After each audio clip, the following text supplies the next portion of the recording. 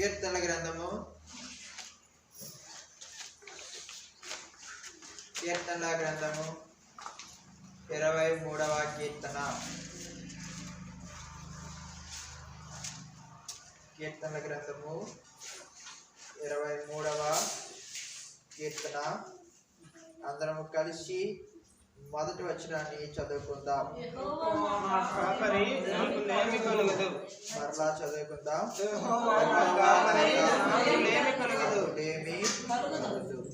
చిన్న ప్రార్థన చేసుకుందాం. ప్రేమ కలిగిన మా ప్రియ పరలోకపు తండ్రి, యేసయ్యా మీ వందనాలు, స్తోత్రాలు. ఇంతవరకు నీ మమ్మల్ని కంటే రేపు కాపాడుకొని భద్రపరుచుకుని వచ్చినాం. ప్రభా నీ మాటలో చేసిన మేలు, ఆశ్చర్యకార్యాలు, అద్భుత కార్యాలు బట్టి వందనాలు, స్తోత్రాలు. ప్రభా యేసయ్యా నీ సన్నిధిలో ఆరాధించుటకును, మహిమపరచుటకును, గణపరచుటకును నీ మాకు ఇచ్చిన సమయాన్ని బట్టి వందనాలు. ప్రభా నేను ఆరాధించిన కొన్ని నిమిషాలు లేకుండా ధ్యానించుకున్నట్టుగా సహాయం దయచేయండి. ప్రభా నీ కార్యక్రమం నెరవేర్చుకోండి. ప్రభా ఏ అర్హత యోగ్యత లేని వాడు, జ్ఞానం లేనివాడు, తెలివి లేనివాడు, నేను చెప్పే ఎవరికి అర్థం కాదు, బాగుంటాను. నీ జ్ఞాపకం చేసుకుని నా తలంపులు, నా ఆలోచనలు, ప్రభా నా జ్ఞానమును, ప్రభా నా స్వబుద్ధిని మొత్తము నీ రద్దుపరిచి ప్రభా నీ జ్ఞానంతో నన్ను నింపుకొని ప్రార్థిస్తున్నాను. ప్రభా నిన్ను ఆధారం చేసుకుని నడుచుకోవాలని సిద్ధపరచు. ప్రభా ఇచ్చిన లేఖను బాగా పడుతున్నాను. అవి ఎవరింటికైనడు ప్రభా ఎవరింటికైనడు నీ శక్తి లేనివాడు, జ్ఞానం లేనివాడు, జ్ఞాపకం చేసుకున్నాం. ప్రభా మేమందరం ఖాళీ హృదయాలు తెచ్చున్నాం, ఖాళీ కొండలు తెచ్చున్నాం. ప్రభా సమృద్ధికరంగా మా కొండలు నింపండి. ప్రభా సమృద్ధిగా తిని పొందులాగా సహాయం గ్రహించాపించవచ్చు. వీడే చెవి కొలుస్తుంది ప్రతి కనిపించేది నిద్రాత్మ దురాత్మ అంతకారు చేసి దూరపరచడం ప్రార్థిస్తాం. నీ సన్నిధిలో మేము జీవిస్తున్నంతసేపు సంతోషంతో గడుపులా సహాయం దయచేయండి. ప్రభా వాక్యం వింటున్నప్పుడు సాతాను ఎటువంటి కలవరాలు ప్రభా తీసుకురాకుండా నీవే కార్యం జరిగించమని ప్రార్థిస్తాం. నడిపించుకునే ప్రజలు ఎవరందరూ పట్టాం, ఇంకా ఎవరైతే నిర్లక్ష్యంగా ఉన్నారో వారిని దర్శించండి. నీ సన్ని నడిపించుకొని ప్రార్థిస్తాం. యేసు నామములో ఇచ్చిన ప్రార్థన అడిగి వేడుకుంటున్నాం తండ్రి.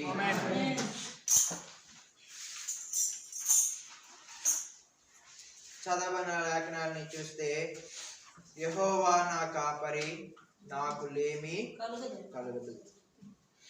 ఇక్కడ ఏమని రాయబడి వచ్చింది? యెహోవా నా కాపరి. మన కాపరి ఎవరు? దేవుడు. యెహోవా నా కాపరి.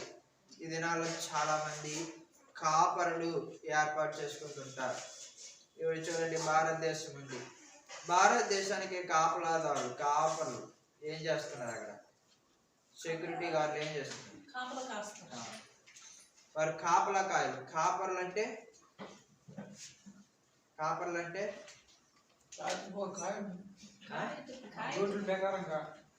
వారికి అప్పగింపబడిన గొర్రెలు ఏం చేయాలా? ఇవి చూడండి, ప్రధానమంత్రి ఉన్నాడు, ముఖ్యమంత్రి ఉన్నారు. వారు ఎలాంటి వారు? వారందరూ కూడా ఈ భారతదేశము, ఆంధ్రప్రదేశ్ ఇలాంటి రాష్ట్రాలన్నింటికి వారిని ఎలా ఉంచినారు? దేవుడు కాపరులుగా ఉంచినాడు. ఈ యొక్క భారతదేశంలో ప్రతి ఒక్క ప్రజల యొక్క బాధ్యత అంతా కూడా ఎవరిది? ప్రధానమంత్రి. ఎవరిది? ఎందుకంటే వారు ఎవరంటే వారు కాపరులు. ఎలాంటి వారు? కాపరులు. ఈ ఆంధ్రప్రదేశ్ బాధ్యత అంతా కూడా కాపరిదే. అయితే ఇక్కడ చూసినట్టయితే ఆ కాపరి మనం అనేవారిని మనుషులుగా మనం కాపరిగా ఏర్పాటు చేసుకున్నాం అనుకో. ఇప్పుడు ఆంధ్రప్రదేశ్ రాష్ట్ర ముఖ్యమంత్రి వైఎస్ జగన్మోహన్ రెడ్డి. అతను మనకి ఇప్పుడు ఆంధ్రప్రదేశ్ యొక్క కాపరి. ఆంధ్రప్రదేశ్ యొక్క ప్రజల బాధ్యత అంతా కూడా ఆయనదే. ఆయన నమ్ముకుని ఆయన కాపరిగా ఏర్పాటు చేసుకుంటే మనం ఎవరి మీద గుండెల మీద చేసుకుని ఇదిగో జగన్మోహన్ రెడ్డి నా కాపరి, నాకు లేమి కలుగుదు అని చెప్పగలమా? ఎందుకంటే కొన్ని పరిస్థితులు చూస్తే మనకి ఇంపుగా ఉంటాయి, అవి మనకి చాలా బాగుంటాయి. ఆయన చేసిన కొన్ని పథకాలు అయితేనేమి, మనకు డబ్బులు వస్తే అబ్బా జగన్మోహన్ రెడ్డి అంత ఇది లేదంట. డబ్బులు రాకపోతే మనం ఎవరు కూడా నాకు లేమి లేదు. ఆయన ఎప్పుడైతే ఈ రాష్ట్ర ముఖ్యమంత్రి అయినాడో ఆ రోజు నుండి ఈ రోజు వరకు నేను 3 పూట్ల తింటున్నాను, చక్కగా నా జీవితం చాలా బాగుంది, నాకు లేమి అనేదే తెలీదు. 2019 సంవత్సరము మే 31వ ప్రమాణం చేసిన నాటి నుండి ఈ 2022 సంవత్సరము మార్చి 6వ తారీఖు వరకు నాకే లోటు లేదని చెప్పగలమా? ప్రధానమంత్రి నరేంద్ర మోడీని మనం కాపరిగా చేసుకున్నామంటే ఇప్పుడు ఆ నరేంద్ర మోడీ వల్ల మనము ఇదిగో నరేంద్ర మోడీ నా కాపరి, నాకేమీ లేదని చెప్పగలమా? కొన్నిసార్లు ఆయన పరిస్థితి కూడా అంతే. ఆయన కూడా ఏం చేస్తాం? మేము చేసి తిడతాం, లేకపోతే ఎవరము కూడా ఈ లోకంలో ఉన్న మనుషుల్ని కాపర్లుగా ఏర్పాటు చేసుకుంటే మనకి లేమి లేదు అని చెప్పలేము. ఇక్కడ దావీదు అంటున్నాడు, యెహోవా నా కాపరి, నాకు లేమి కలుగుదట. ఏం కలుగుదట? లేమి కలుగుదు. డైరెక్ట్ గా చెప్పుకుంటున్నాడు, నాకు లేమి కలుగుదు అంటే ఆయన కాపరిగా ఉంటే నాకే లేమి కూడా కలుగుదు. మన జీవితంలో మనం ఎవరిని కాపరిగా ఎంచుకుంటున్నాం? దేవుడిని నువ్వు కాపరిగా ఎంచుకుంటున్నావా? యెహోవా నీ కాపరి, యెహోవా నా కాపరి, యెహోవా మన కాపరి అని మనం చెప్పుకోగలుగుతున్నామా? యెహోవా నా కాపరి, నాకు లేమనేదే కలుగుదట. దావీదు అంటున్నాడు ఆయన కాపరి. ఆయన నీకు కాపరిగా ఉంటే నీ జీవితంలో లేమి అనేది ఉండదు. ఆయన ఎలాంటి కాపరి? ఆ యెహోవా నా కాపరి అనబడిన ఆ కాపరి దేవుని నీవు కాపరిగా ఎంచుకుంటే నీకు లేమి కలుగుదు అంటున్నాడు కదా. మరి అలాంటి దేవుడు కాపరిగా ఉంటే ఆయన ఎలాంటి కాపరి? చూడండి, ఒక 3 విషయాలు మనం చూసుకుందాం. చూడండి, యోహాను సువార్త 10వ అధ్యాయము, యోహాను సువార్త 10వ అధ్యాయము 11 వచ్చిన చదువుకుంటే, నేను గొర్రెలకు మంచి కాపరిని. నేను గొర్రెలకు ఏ కాపరట? ఎలాంటి కాపరి ఆయన? ఇదిగో యెహోవా నా కాపరి. ఆయన ఎలాంటి వాడో తెలుసా? మంచి కాపరి. ఏ కాపరి? మంచి కాపరి. ఈ మంచి కాపరి ఏం చేస్తున్నాడు? ఏం చేస్తున్నాడు? చదువు. యెహోవా మంచి కాపరి, మంచి కాపరి గొర్రెల కొరకు ఏం చేస్తున్నాడు? ఈ మంచి కాపరి అయిన దేవుడు ఏం చేస్తున్నాడు? నీ కొరకు, నా కొరకు, గొర్రెల అనబడిన వారి కొరకు ఏం చేస్తున్నాడు? ఎవరు పెడతారండి? ఎవరు పెడతారు? ఈ లోకంలో నువ్వు కాపరిగా ఎంచుకున్న ఆ నరేంద్ర మోడీ గాని, నువ్వు కాపరిగా ఎంచుకున్న జగన్మోహన్ రెడ్డి గాని, నువ్వు కాపరిగా ఎంచుకున్న ఎవరినైనా సరే, ఒక రాజకీయ నాయకుడైతేనేమి, లేకపోతే నీ ఇంట్లో ఉన్న కాపరిగా ఎవరినైనా నువ్వు ఏర్పాటు చేసుకుంటే నీ తల్లి తండ్రి ఎవరైనా నీకు కాపరి అవ్వచ్చు. కానీ వారిని వారు ప్రాణం పెడతారా? వారు మంచి కాపరులేనా? మంచి కాపరులేనా? కాదు. కానీ ఇక్కడ దేవుడు అంటున్నాడు, నేను మంచి కాపరిని. ఆ మంచి కాపరి ఏం చేస్తున్నాడు? గొర్రెల కొరకు ప్రాణం పెడుతున్నాడు. ఈ గొర్రెల కొరకు ప్రాణం పెట్టడం కొరకు ఆ మంచి కాపరి సిద్ధపడుతున్నాడు. ఆ మంచి కాపరి గొర్రెల కొరకు ఏం చేస్తున్నాడు? ప్రాణం పెడుతున్నాడు.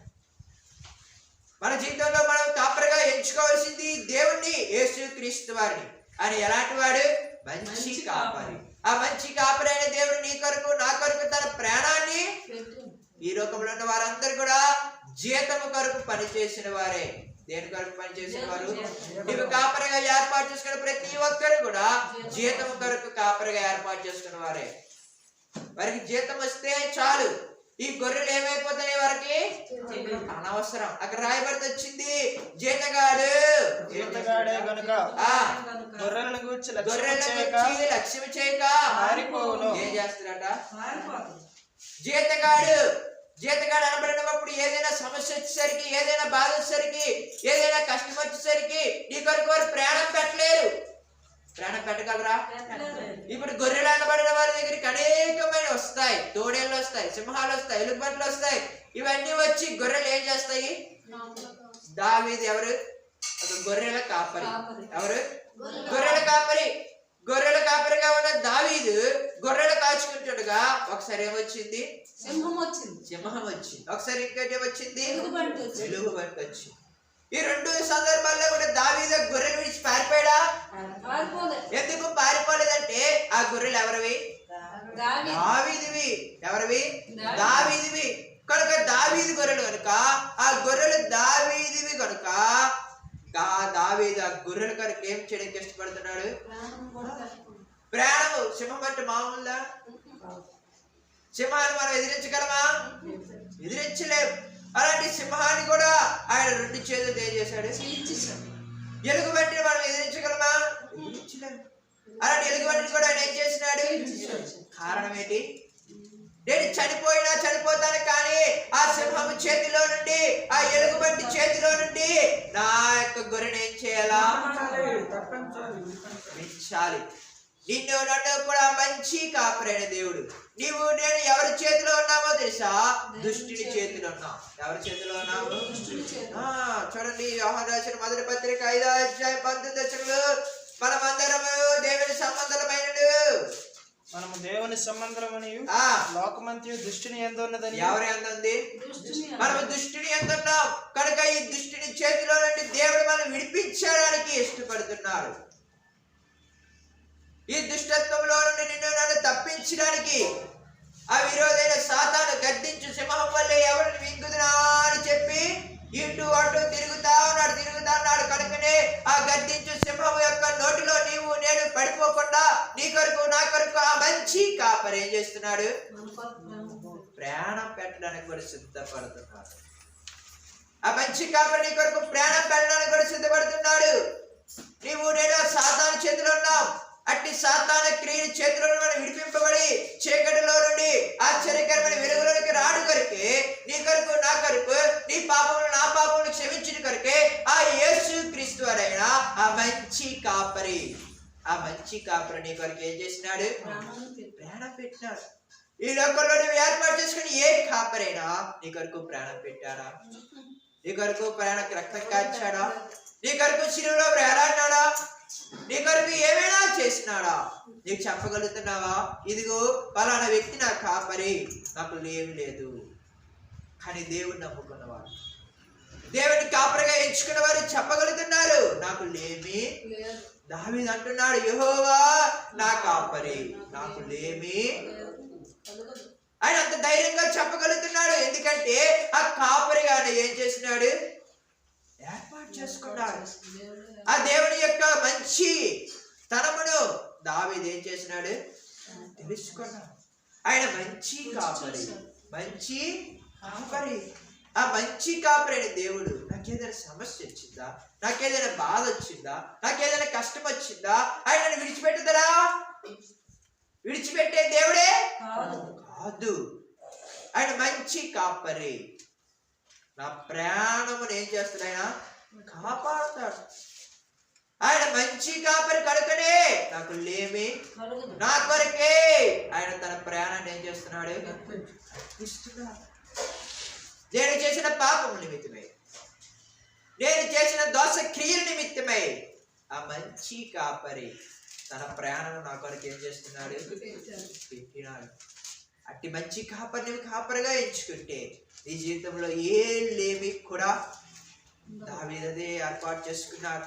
యెహోవా నా కాపరే, నాకు లేమి కలుగదు. తన జీవితంలో దేవుడిని కాపరిగా చేసుకున్నాడు. కాపరిగా చేసుకుని కనబడదు ధైర్యంగా చెప్పగలుగుతున్నాడు. ఇప్పుడు నాకు లేమి అనేదే ఈ లోకంలో నువ్వెవరిని కాపరి చేసుకున్నా నువ్వు ధైర్యంగా చెప్పలేవు.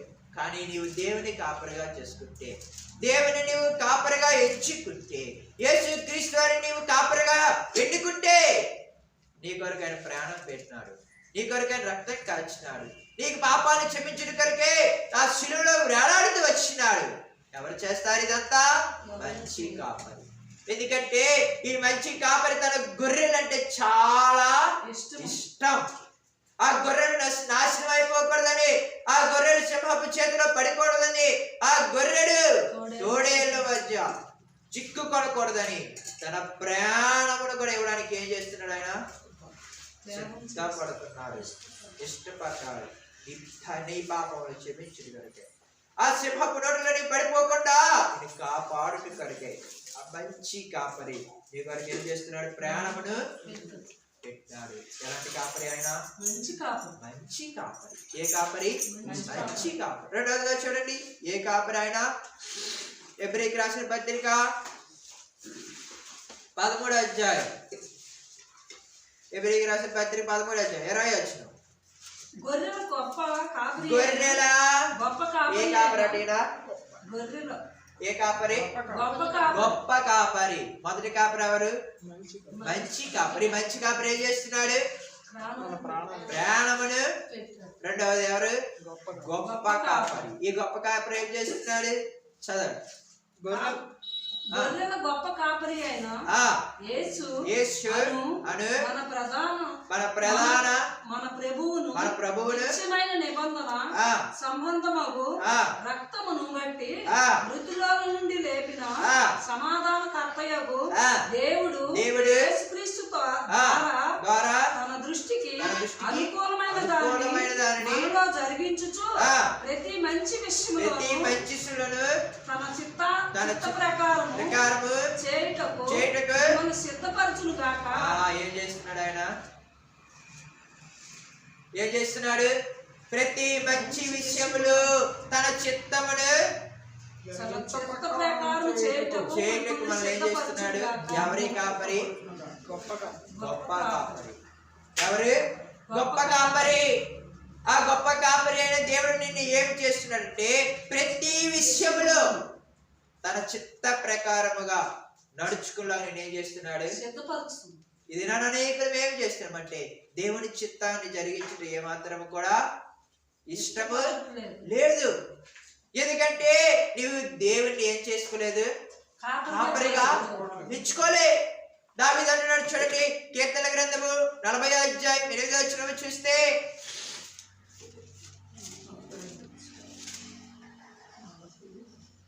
నా దేవా నా చిత్తము నెరవేర్చుట నీ చిత్తము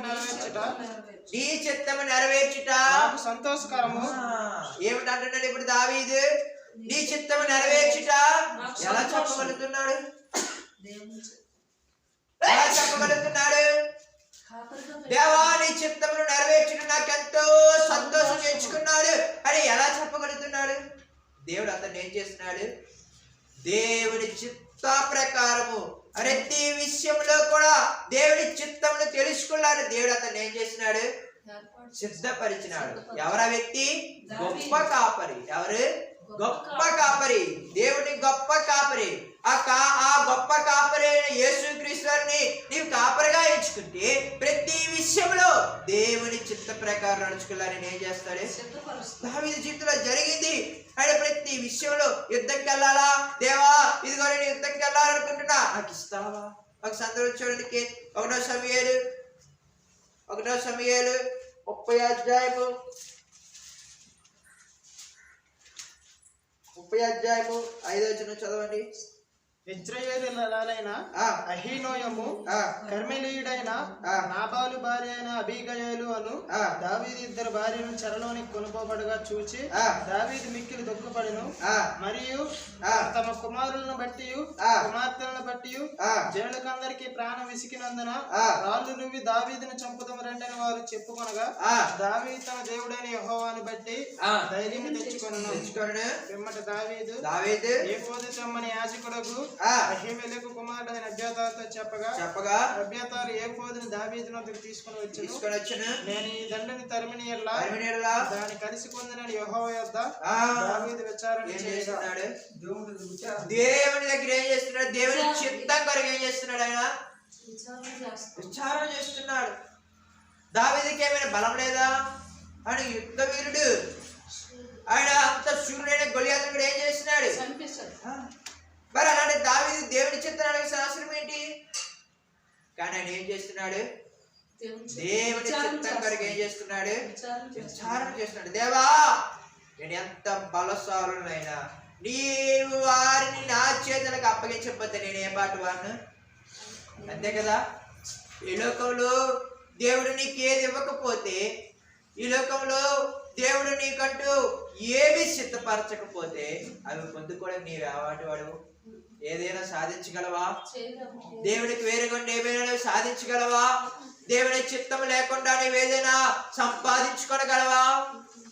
ఏమీ సంపాదించుకోలేవు. నువ్వు దేవుని చిత్తానుసారంగా నడుచుకున్నప్పుడు నీ సమస్తమును కూడా ఏం చేసుకోగలవు.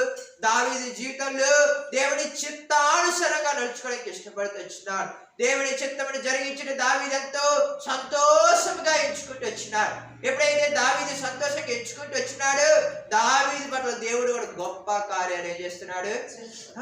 ఇక్కడ దావీదు జీవితంలోకి వచ్చేసరికి అతని భార్యలు ఇజ్రాయేలు తర్వాత నాబాలు వారిని అబీగయలోని తన యొక్క ఇద్దరు భార్యలు, తన పిల్లలు కూడా, ఆ తర్వాత అక్కడ దావీదు వచ్చిన 400 మంది దండు యొక్క సమస్తము కూడా ఎవరు పట్టుకొని పోయినారు. శత్రువులు ఏం చేస్తున్నారు, పట్టుకొని పోయినారు. దావీదు లేని సమయం చూసి శత్రువులు వచ్చి వారందరినీ కూడా ఏం చేస్తున్నాడు, ఎత్తుకొని వెళ్ళిపోయినారు, చెరపట్టినారు. ఆ దేశం అంతా ఏం చేస్తున్నారు, ఏం చేశారు చదవండి.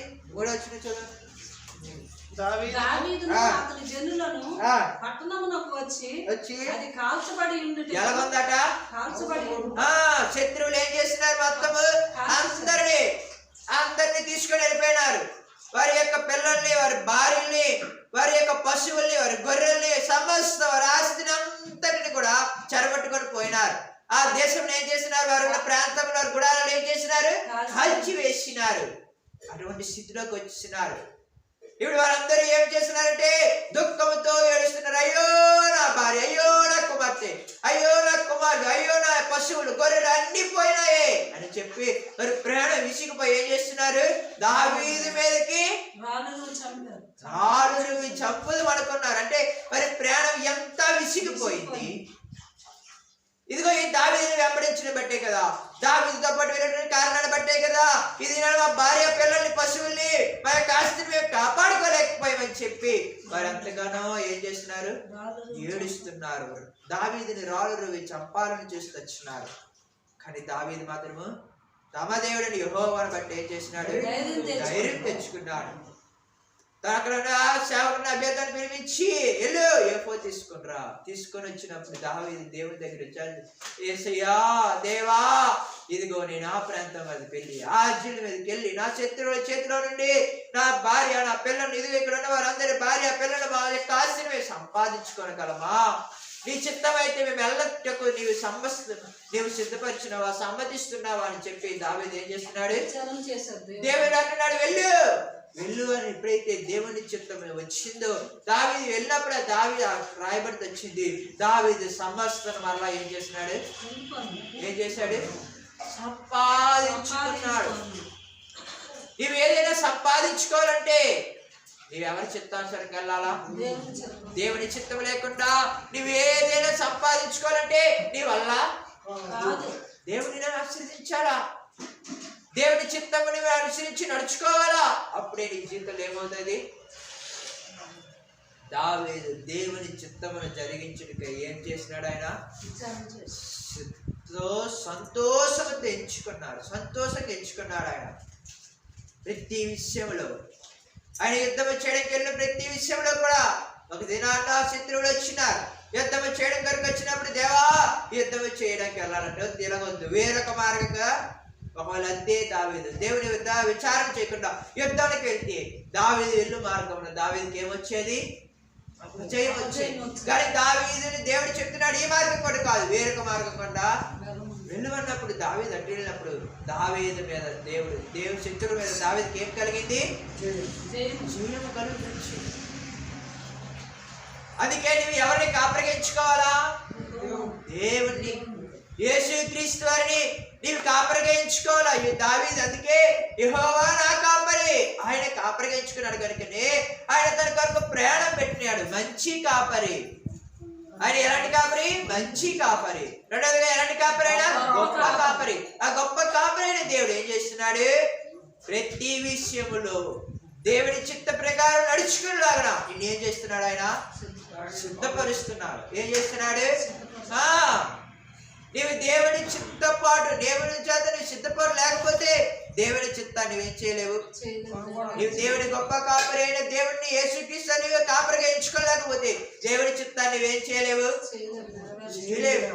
ఈ లోకంలో ఉన్న కాపరులు నువ్వు ఏర్పాటు చేసుకున్నావు అనుకో, ఈ లోకంలో ఉన్న కాపరులు నీకు ఆధారం చేసుకున్నావు అనుకో, నీవు దేవుని చిత్తాన్ని నెరవేర్చగలవా? ఈ లోకంలో ఉన్న నీ బలం మీద నువ్వు కాపరిగా ఎంచుకొని ఈ బలము, ఈ ఐశ్వర్యము, ఈ డబ్బు అని చెప్పి నీవేదైనా ఆధారం చేసుకొని జీవిస్తే దేవుని చిత్తాన్ని జరిగించగలవా? నీవెప్పుడు దేవుని చిత్తాన్ని జరిగించగలవంటే దేవుని నీవు గొప్ప కాపరిగా ఎంచుకోవాలప్పుడే. దేవుని నీవు కాపరిగా ఎంచుకోవాలి. దేవుడిని సిద్ధపరుస్తాడు. అప్పుడు ప్రతి విషయంలో కూడా, ప్రతి విషయంలో నీవు ఏదైనా చేయాలా అప్పుడు నీకు అనిపిస్తుంది, అబ్బో దేవుని చిత్తమా కాదో తెలుసుకోవాలి. దేవుని చిత్తమా లేదని చెప్పి నేను ప్రార్థిస్తావు. నువ్వు ఎక్కడికి ప్రయాణంకి వెళ్ళాలా, ప్రభా ఇది నీ చిత్తమా లేదా? బచ్చింగ్ తాతయ్య ప్రతి విషయంలో కూడా దేవుని చిత్తాన్ని కారణం పెట్టి ఆయన కాపరిగా ఎవరిని ఎంచుకున్నాడు? దేవుడిని ఎంచుకున్నాడు. యేసుక్రీస్తు నా కాపరి అని ప్రతి విషయంలో కూడా దేవుని చిత్తం. ఒక దినాన్న ఆయన గడ్డం గీసుకోవాలనుకున్నాడు, దేవుడు అంటున్నాడు. ఒక రోజు అయిపోయింది, 2 రోజులు అడుగుతున్నాడు గడ్డం గీసుకోవడానికి వెళ్ళాలి. గడ్డం గీసుకోవడం కూడా దేవుని చిత్తం అడగాల. ఆయన ప్రతి విషయంలో గడ్డం గీసుకోవడం అయితే బ్లేడ్ కొనుక్కోవడం కూడా దేవుని చిత్తము అడుగుతూ వచ్చినాడు. ప్రతి విషయంలో దేవుని చిత్త ప్రకారం నడుచుకోవాలని దేవుడు అతను సిద్ధపరిచినాడు. ఎందుకంటే ఆయన ఎవరిని కాపరిగా చేసుకున్నాడు? యేసుక్రీస్తుని కాపరిగా చేసుకున్నాడు. యేసుక్రీస్తుని కాపరిగా చేసుకుంటే నీకు ఏమీ కూడా ఉండదు, కలుగదు. అయితే అప్సింగ్ గారు అలా చేసి తెచ్చినారు. ఒక దినాన్ని దేవుడు వెళ్ళు చేసుకున్నారు. ఆ దినాన్న బక్సింగ్ గారు, బక్సింగ్ తాత వెళ్ళి ఆ మంగళ షాప్కి వెళ్ళి గడ్డం తీసుకుంటుండగా ఆ మంగళ అతనికి అక్కడ బార్బర్కి వాక్యం చెప్తుంటే ఆ బార్బర్ అక్కడికక్కడే మారు మనసు పొందుతూ వచ్చినాడు. దేవుని చిత్త ప్రకారం ఎప్పుడైతే నడుచుకుంటావో నీ ద్వారా దేవుడు ఏం చేస్తాడు? గొప్ప కార్యాలు. ఆ వ్యక్తి దగ్గరికి పదే వాక్యం చెప్పాల్సిన ఒక్కసారి చెప్తే చాలు, వారి జీవితాలు ఏమవుతాయి? నువ్వెప్పుడు దేవుని చిత్త ప్రకారం నడుచుకోగలుగుతావంటే దేవుని నువ్వేం చేయాలా? కాపరిగా ఎంచుకోవాలి. ఆయన ఎలాంటి కాపరి? మంచి కాపరి. ఆ మంచి కాపరి ఏం చేస్తున్నాడు? గొర్రెల కొరకు తన ప్రాణములు పెడుతున్నాడు. దూడేలు వచ్చిన, సింహం వచ్చిన, ఏ వచ్చినా సరే నిన్ను విడిచిపెట్టే దేవుడు ఆయన కాదు. నీ కొరకు ఆయన ప్రాణం పెట్టడానికి కూడా సిద్ధపడి ఉన్నాడు. ఆయన ఎలాంటి వాడు? మంచి కాపరి. రెండవది ఎలాంటి వాడు? ఆయన గొప్ప కాపరి. ఎలాంటి కాపరి? గొప్ప కాపరి. ఆ గొప్ప కాపరి అయిన దేవుడిని గొప్ప కాపరిగా ఎంచుకుంటే దేవుని జీవితంలో ఏం చేస్తాడు? ప్రతి విషయంలో కూడా దేవుని చిత్త ప్రకారం నడుచుకోవాలని ఏం చేస్తాడు? దేవుడు సిద్ధపరుస్తాడు. మూడవది ఆఖరిది ఆయన ఎలాంటి కాపరి? చూడండి, పేతురు రాసిన మొదటి పత్రిక 5వ అధ్యాయము 4వ వచనం చూస్తే ప్రధాన కాపరి. ఎలాంటి కాపరి? ప్రధాన కాపరి. మొదటి కాపరి ఎవరు? మంచి కాపరి. రెండోది ఎవరు? ఇప్పుడు ఏ కాపరి? ప్రధాన కాపరి. ఎలాంటి కాపరి? ఆయనే ప్రధాన కాపరి అయి ఉంటారు. ఈ లోకంలో ఉన్న వారి తర్వాత కాదు ఆయన ఉండాల్సింది నీకు. ఈ లోకంలో బలము ఆధారం చేసుకుని తర్వాత దేవుడిని కాపరిగా ఎంచుకోవడం కాదు. ఈ లోకంలో మనుషుల్ని నీవు కాపరులుగా ఎంచుకున్న తర్వాత దేవుని కాపరిగా ఎంచుకోవడం కాదు. ఆయన ఎలాంటి కాపరట? ప్రధాన కాపరి. ఆయనే మొదటి స్థానం. ఆయన ప్రధాన కాపరి. నీవు ఎప్పుడైతే ఆ ప్రధాన కాపరిని కాపరిగా ఎంచుకుంటావో దేవుడు ఏం చేస్తాడు? చదవండి. ప్రధాన కాపరి ప్రత్యక్షమైనప్పుడు మీరు వాడబారిన మహిమ కిరీటం పొందుతారు. ఏం పొందుతారట? నీకు దేవుడు ఏమిస్తాడు? వాడబారిన మహిమ కిరీటం. దేవుడు నీకు ఏం చేస్తాడు? దావీదు జీవితంలో దేవుని కాపరిగా ఎంచుకున్నాడు. ఆ ప్రధాన కాపరి ఆయన జీవితం నుంచినాడు వాడబారిని మహిమ కిరీటం. ఏ కిరీటము? దావీదు యొక్క చిగురు ఇంకా ఏమవుతుంది? చిగురిస్తుంది. ఇంకా దావీదు సింహాసనం నిలిచింది. ఆ కిరీటం ఎన్నటికీ కూడా దేవుడు దావీదుతో ప్రమాణం చేశాడు, ఇదిగో దావీదు, నీ సింహాసనం మీద నీ గర్భవాసం వచ్చి నీ కుమారులు వారందరూ ఏం చేస్తారు? ఆ కిరీటం ఎప్పుడు కూడా వాడబారదు, అది పడిపోదు. ఎందుకు? దావీదు ఎవరిని కాపరిగా ఎంచుకున్నాడు? దేవుణ్ణి. నీవు దేవుని కాపరిగా ఎంచుకుంటే నీ జీవితంలో దేవుడు పెట్టిన వాడబారని కిరీటం నువ్వేం చేస్తావు? ఆ వాడబారిన కిరీటాన్ని పొందుకోవాలంటే నువ్వు ఎవరిని కాపరిగా ఎంచుకోవాలా? ఆ ప్రత్యక్షమైనప్పుడు, ఆ దేవుడు నీకు ప్రత్యక్షమైనప్పుడు, ఆ ప్రధాన కాపరి నీకు ప్రత్యక్షమైనప్పుడు ఆయన నీకు వాడబారిన కిరీటం ఇస్తాడు. నువ్వేం చేయాలా? దేవుడి కొరకు జీవించాలి. దేవుడు నీకు అప్పగింపబడిన పనిలో ఆ ముందొచ్చినలో రాయబడ్డది కదా, ఏమని 2వ వచనం చదవండి. బలిమి చేత కాక దేవుని చిత్త ప్రకారం ఇష్టపూర్వకముగాను దుర్లాభాపేక్షతో కాక సిద్ధ మనస్సుతోను మీ మధ్యనున్న దేవుని మందను పై విచారణ చేయొచ్చు దానిని కాయుడి. మీకు అప్పగింపబడిన వారి పైన ప్రభువునైనట్టుండక అందకు మాదిరులుగా ఉండు. ఎలా ఉండాలట? ఇది నా దేవుడు మనకు కొన్ని అధికారాలు ఇస్తాడు. నీకేదైనా అధికారం ఇచ్చినాడా దేవుడు? నువ్వు సేవ చేయి, సేవకు అధికారం ఇచ్చినాడా? నువ్వు వాయిద్యాలు వాయించు, ఆ వాయిద్యాలు వాయించే అధికారం నీకు ఇచ్చినాడా? నువ్వు పాటలు పాడు, ఆ పాటలు పాడే అధికారం నీకు ఇచ్చినాడా? లేకపోతే నువ్వు పరిచర్య చేయి అధికారం ఇచ్చినాడా? నువ్వు మందిరం పని చేయి, మందిరం పని అధికారం ఇచ్చినాడా?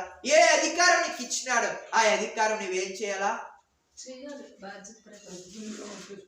నువ్వు దుర్లాభాపేక్షతో చేయకూడదు. ఇది చేసిన ద్వారా నాకు ఏదో వస్తుంది అని అనుకోకూడదు. నీకేది ఇచ్చినాడు దేవుడు అధికారం? నీకేమి ఇచ్చినాడు? వాక్య పరిచర్య చేసే అధికారం ఇచ్చినాడా? వాక్య పరిచర్య చేయి, కానీ నీకు దుర్లాభాపేక్షతో మాత్రం దాన్ని వాయిద్యాలు వాయించే అధికారం ఇచ్చినాడా? వాయిద్యాలు వాయించు, దేవుడి కొరకు మహింపరచు. అంతేగాని నువ్వు దుర్లాభాపేక్ష కలిగి దాని ద్వారా ఏదో సంపాదించుకోవాలని ప్రయాసపడద్దు. నీకే అధికారం ఇచ్చినాడు?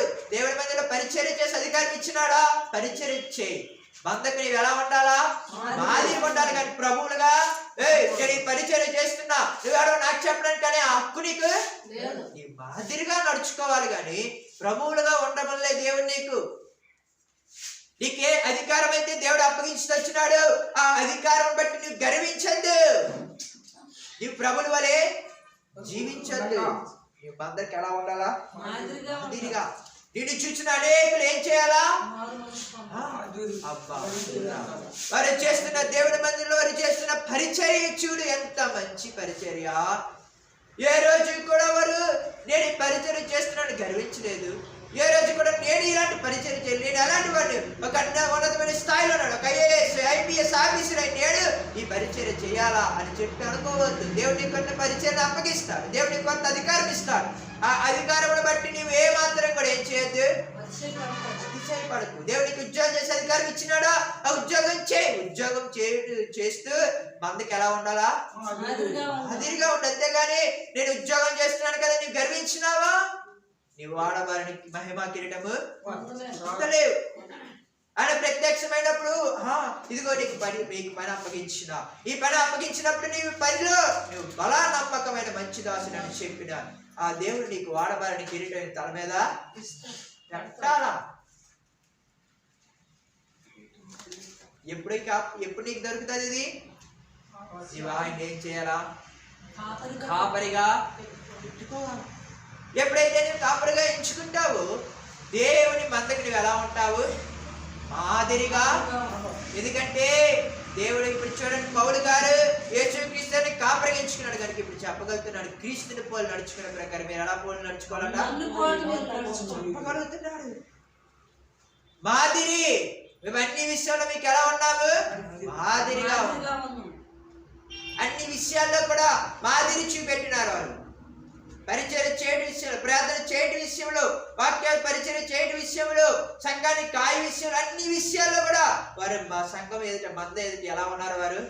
వారిని చూసి ఎవరైనా నువ్వు ఇలా చేసావు అని చెప్పగలరా? చెప్పలేరు. పౌలు గారు అంత నిష్ఠగా దేవుని ప్రజల మధ్య మాదిరిగా నడుచుకున్నాడు కనుక ఎవరైనా హెచ్చరించుట కొరకు ఆయన ఏం చేసినాడు? సిద్ధపడ్డా. ఎందుకంటే అందులో ఏం తప్పు కూడా లేదు, కనబడట్లే. ఇదేనా మనలో చూస్తే లోకం ఎన్నిసార్లు మనం వేలెత్తి చూపెట్టలేదు. నువ్వు ఎలాంటి వాడు కదా, నువ్వు అలాంటి పనులు చేయలేదా, నువ్వు దేవుని నమ్ముకున్నావు కదా, నాకు ఇప్పుడు బాధ అనిపిస్తుంది.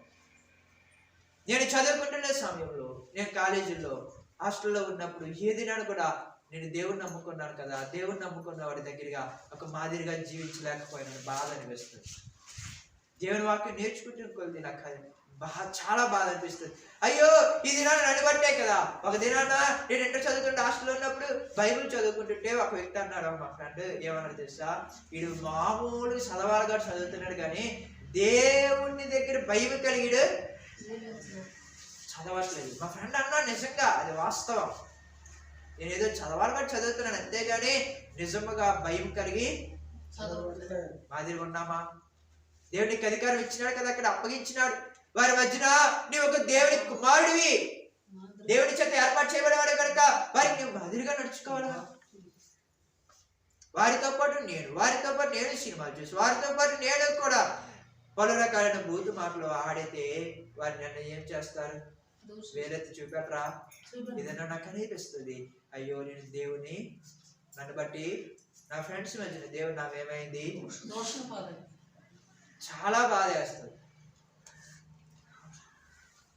మనం మాదిరిగా లేకపోయామంటే ఆ ప్రధాన కాపరి ప్రత్యక్షమైనప్పుడు ఏం చేయడు? వాడబారిన కిరీటం మనకి దయచేయడు. నువ్వు వాడబారిన మహిమా కిరీటం పొందుకోవాలంటే నువ్వు మందికి ఎలా ఉండాలా?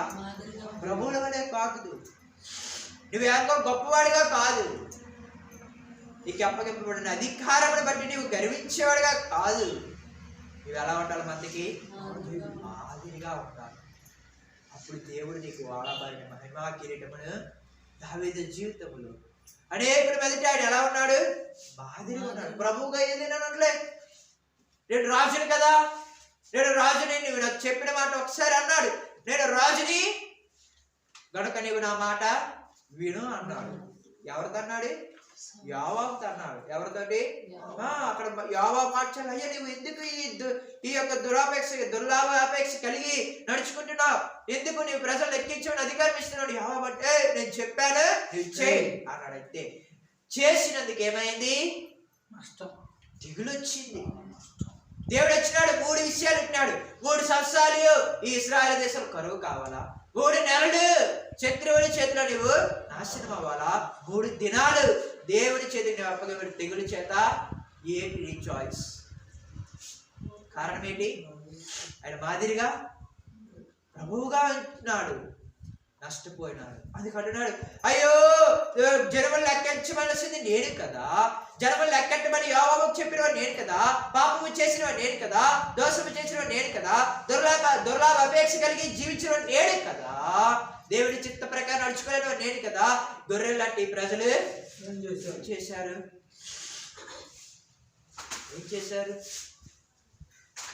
దావీదు పశ్చాత్తాపడి వచ్చినాడు.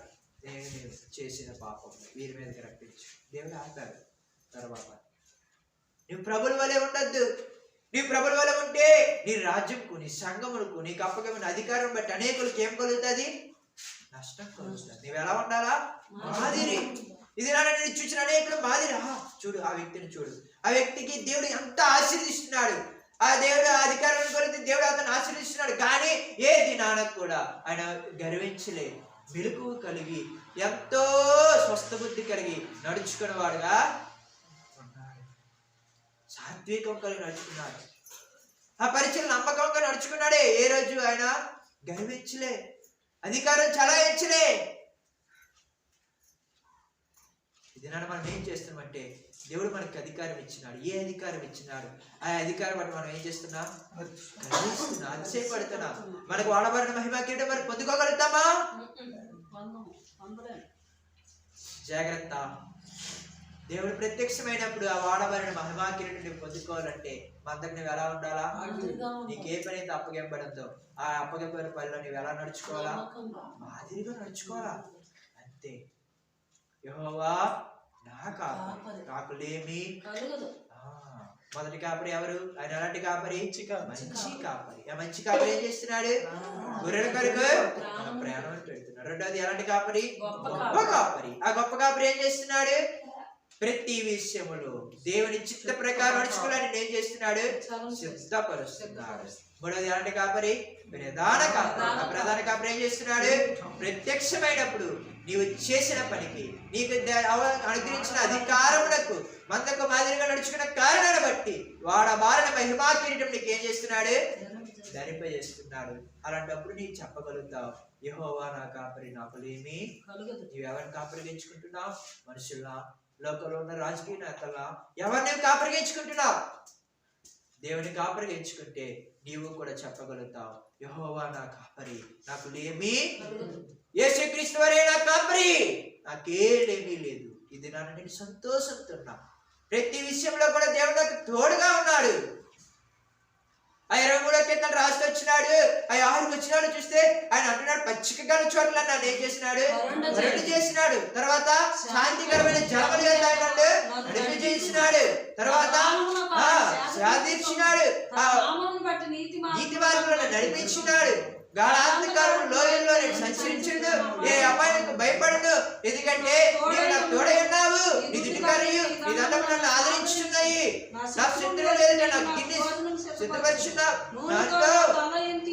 నేను బ్రతుకు దినములని కృపాక్షేమలు నా వెంట వచ్చును. చిరకాలము నీ సన్నిధిలో ఉండే భాగ్యం నాకు దయచేస్తున్నావు. చెప్పగలుగుతాం మనము కూడా, దేవా నీవు నా కాపరిగా కారణం బట్టి నాకేమీ లేదు. పచ్చిగల చోట్ల ఇచ్చినావు. ఇది నన్ను నాకు 3 పూట్ల తినగలుగుతున్నా. 3 పూట్ల నాకు ఆహారం దొరుకుతుంది. దేవా నీవు నన్ను ఆశీర్వదించినావు, శాంతిని అనుగ్రహించినావు, నా ప్రాణములకు నెమ్మదిని ఇచ్చినావు. నేను గాఢాంధకారం లోయలో సంచరిస్తే నాకు ఏ అపాయం రాకుండా నీవు నాకు తోడుగా ఉండి నీ దిడ్డుగారు నీ దండం నన్ను ఏం చేస్తున్నాయి? ఆదరిస్తున్నాయి. శత్రువులు ఎదుట నాకు గిన్నె సిద్ధపరిచినావు. నా శత్రువులు ఏంటి? నాకు భోజనముడు సిద్ధపరిచినావు. నూనెతో నా తలను అంటించినావు. నేను బ్రతుకు దినమైన కృపాక్షేమంలో నా వెంట వచ్చేలాగా చేసినావు దేవా. చిరకాలము నీ సన్నిధిలో గడిపే భాగ్యం నాకు ఎవరిస్తారు? ఇవన్నీ ఎవరిస్తారు? చెప్పగలుగుతామా? చెప్పగలమా? నీవెవరిని కాపరిగా ఎంచుకుంటున్నావు? దేవుని కాపరిగా ఉంటే ఆయన మంచి కాపరి, గొప్ప కాపరి, ప్రధాన కాపరి. ఆ ప్రధాన కాపరి అనే దేవుడు ఈ కీర్తన 23వ అధ్యాయంలో దావీదు పట్ల చేసిన మేలన్నింటినీ కూడా నీ జీవితంలో ఏం చేస్తాడు? చేస్తాడు, దీవిస్తాడు, ఆశీర్వదిస్తాడు. అట్టి గొప్ప దేవుని కలిగి ఉన్న మనము, దేవా నీవు నా కాపరివి, నా జీవితంలో నీవు నా కొరకు ప్రాణం పెట్టినావు, నాకు ఇదిగో నీ చిత్తమును నెరవేర్చులాగా, నీ చిత్తమును జరిగించు, నన్ను సిద్ధపరిచినావు, నా కొరకే సిద్ధపరిచిన వాడబడిన మహిమా కిరీటమును బట్టి నీకు వందనాలని చెప్పి దేవుని నామమును మనం మహింపరిచి కనపరుచుకుందాం. దేవుడి కొద్ది మాటలు దీవించుగా మోకరించండి, మోకరించండి.